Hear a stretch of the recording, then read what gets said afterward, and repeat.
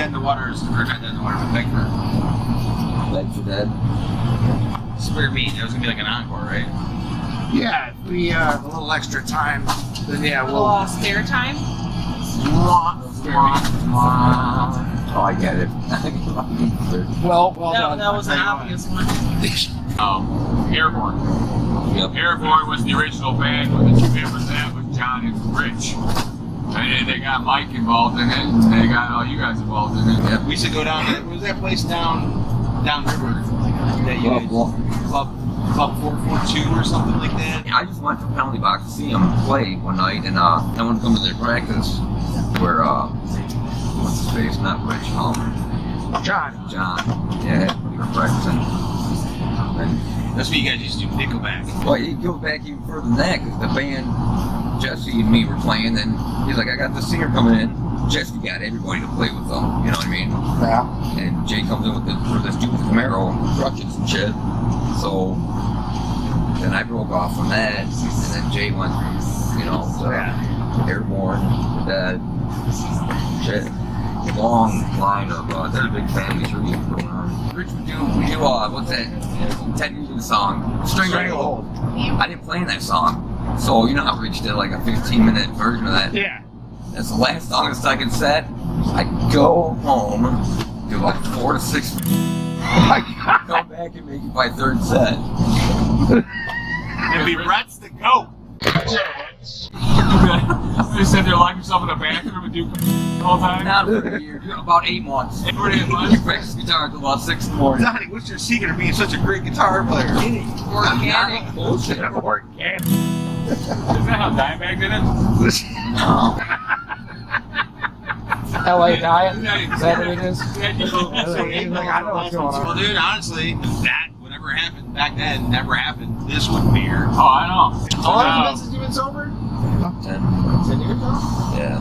If Chad hadn't have like taken me to go see Dead by Design, I wouldn't have met all you guys. And if it wasn't for you going into the clank, Yeah. I wouldn't have been in Dead by Design. Jay came over to me while I was playing a harmonica at a table. Well, you guys doing Simple Man. That's actually the first thing that I got on.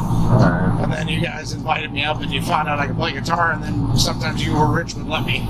D was Jay's buddy, and you guys worked at that karaoke company together. And then I saw you going playing with Strummer. Yeah, I saw him with Strummer acoustic kit. Yeah, I got to meet Doc. I had the pleasure of meeting Doc. when you and Jay were getting a band together of some sort. Evil Eden. There was an Evil Eden. Oh, Yeah. 2000. That, all that, yeah. Yeah, Mudbug. Yeah. R.I.P. Mudbug. R.I.P. Blood. He was my partner. Good dude. He was a good dude. Mudbug and Jay and I were out at that thing that we used to do for the Marines. I walked over and they had, for like a charity donation from one of the bikers, they had shaved off their facial hair like all on one side. And I came up and I had like a full beard. And I came walking up like, hey, what the hell, what are you guys doing? Oh, I want to be Rev too. And I didn't even know why they did it, and I just shaved off like half my beard off.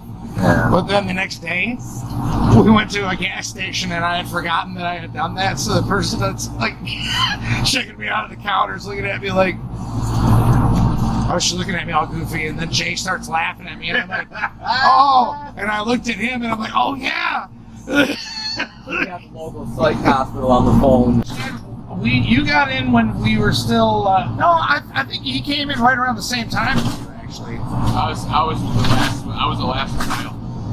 Kyle was going on at the time I came in. Oh, okay. Coming in. Okay, So yeah, okay, I that did makes the last sense. show. I did the last show with Kyle. The last show that Kyle did.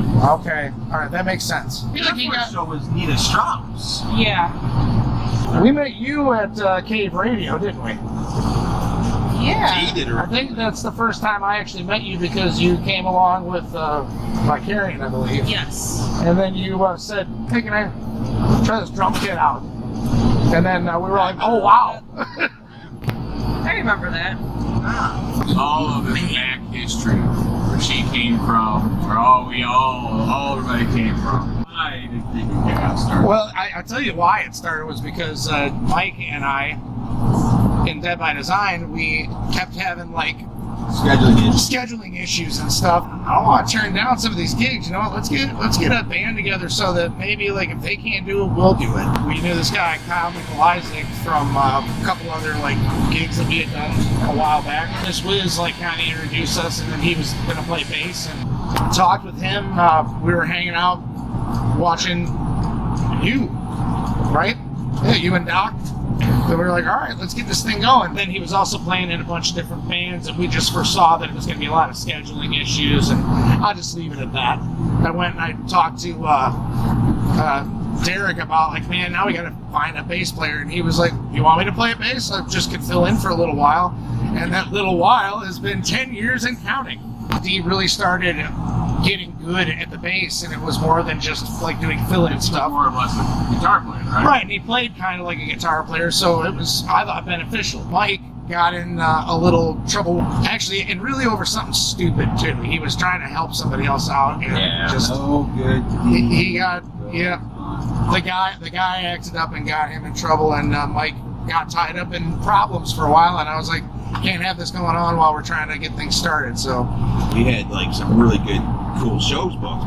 That was our first time, or second time, I think, playing at Harpo's, but my first time maybe was at Harpo's. Second time And for then, the whole band. so we had to find a drummer, and then Dad Gary was already a fan of ours, right? Oh, yeah. Gary? Yeah. His co-worker, Spawn, was David Warren, DJ, and we gave him the songs, we knew the songs. Rob and I held it for a little bit. We said no problem. Yeah. I felt DJ brought a very sharp feel to the band at that point in time. The way he played, the way he drummed, gave a very sharp metal feel to it. Was it the first show with did Donnie join beforehand? We had just played at the Ritz, and you saw us Yeah. because I had asked you. I said, "Hey, have you ever like thought about maybe jamming with us?" And you said, if this thing goes bad with Hostile, dude, I'd love to play with you guys. Is basically what I recall you saying. Your first show was Docking at the Token Lounge. So that one. And it's there for all posterity.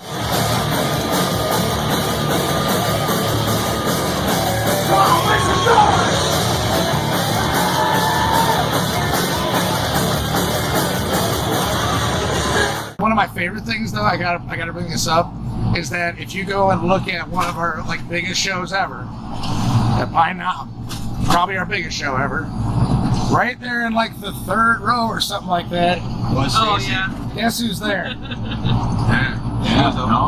She was there to see Megadeth. But She wasn't really there for Oh, it. She was just like, a I know rock those guys. Well, I mean, before that, I was a fan. I was introduced in about 2015. wasn't happy. So, frequenting. Because I think probably what introduced you to us is our first By Caring was on our first CD release. Yes, they So were. you would have probably been there for that, and that's probably your first time seeing us. And And then you were at the first. I was very eager to play for you guys. She's over it now, though.